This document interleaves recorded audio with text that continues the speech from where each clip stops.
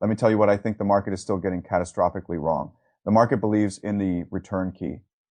That is the mistake. It believes that if Trump steps back, the old system comes back. It believes the crisis is still basically political theater with a military surcharge. It believes the source of instability is mostly the current decision maker. And now once he chooses devaluation, the world can begin pricing normality. Again, that is the illusion. And I think this document is trying very hard to shatter it, because the real question is no longer whether Trump can change his tone. The real question is whether the old geopolitical operating system still exists in a form that can simply be restarted. That, to me, is the most important shift in the entire piece. The speaker is basically telling the markets, you are still pricing the world as if it were 33 days ago plus bombing. You are still assuming that the original structure underneath the crisis remains intact and only the surface drama needs to cool off.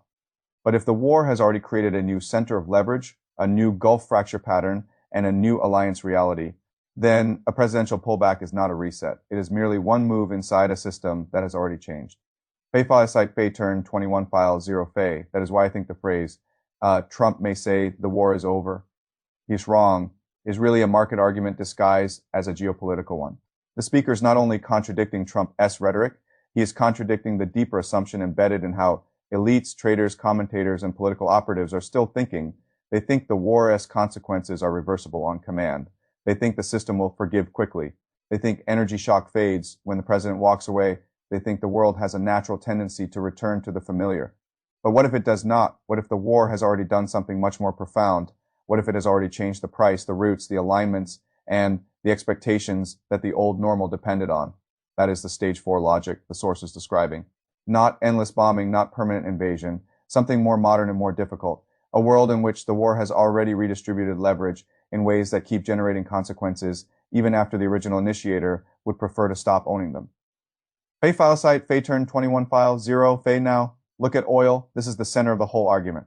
The speaker keeps returning to the same point.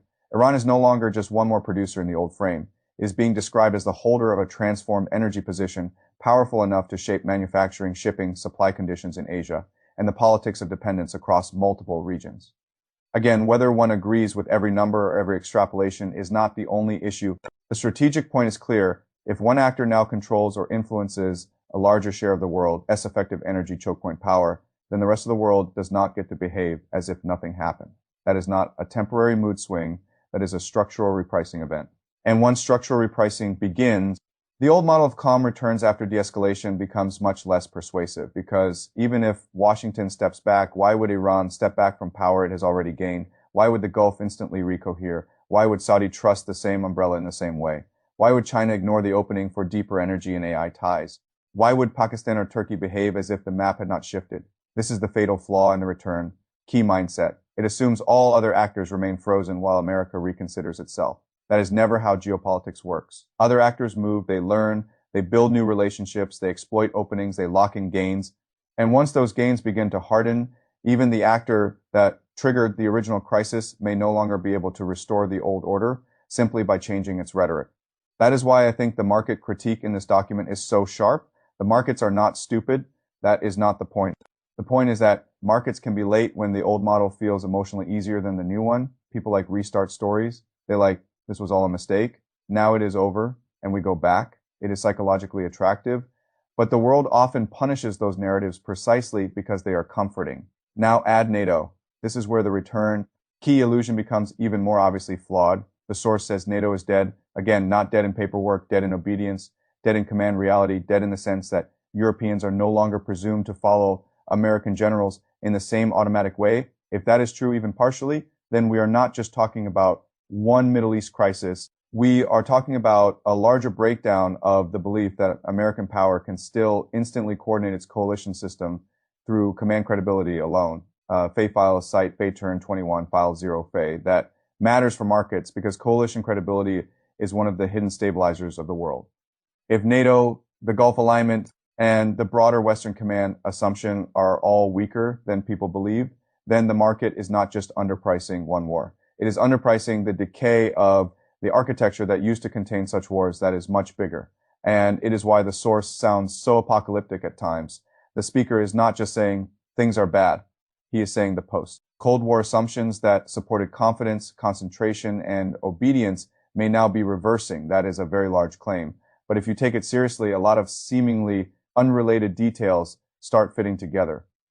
Saudi Arabia looks to Pakistan, Turkey drifts, the Gulf splits into three camps. Bahrain becomes a tripwire, Amazon and JP Morgan get named as targets manufacturing numbers. Jump under oil pressure, markets still act optimistic because they think the initiator can simply remove the instability he started. That is exactly the mismatch the speaker is warning about.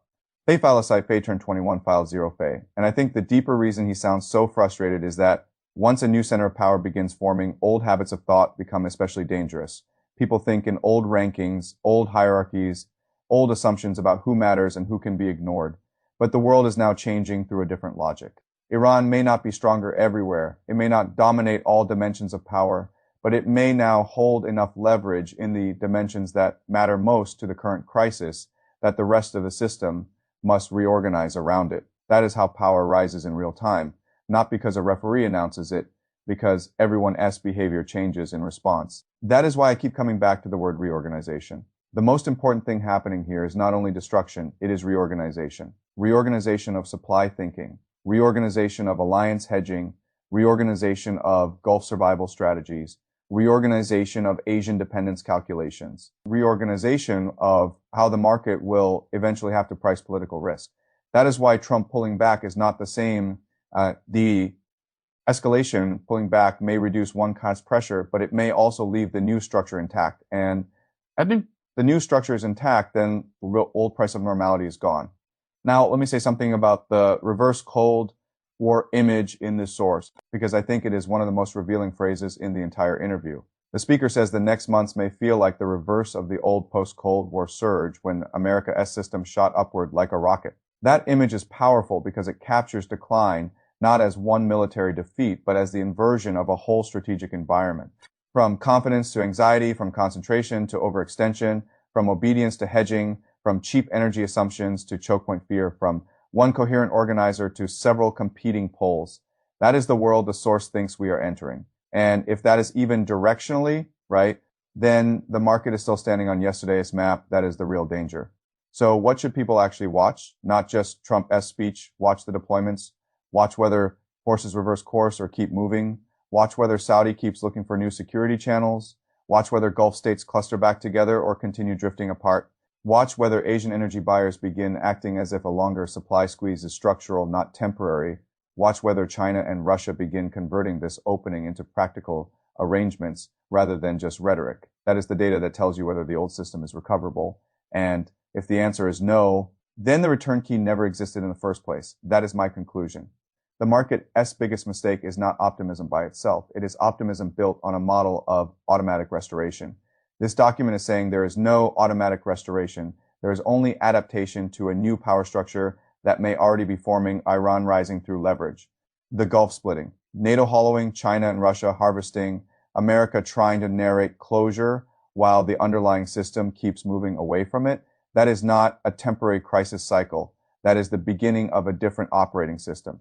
And markets that keep treating it like a pause may eventually discover that what they thought was recovery was only delay in recognizing how much has already changed.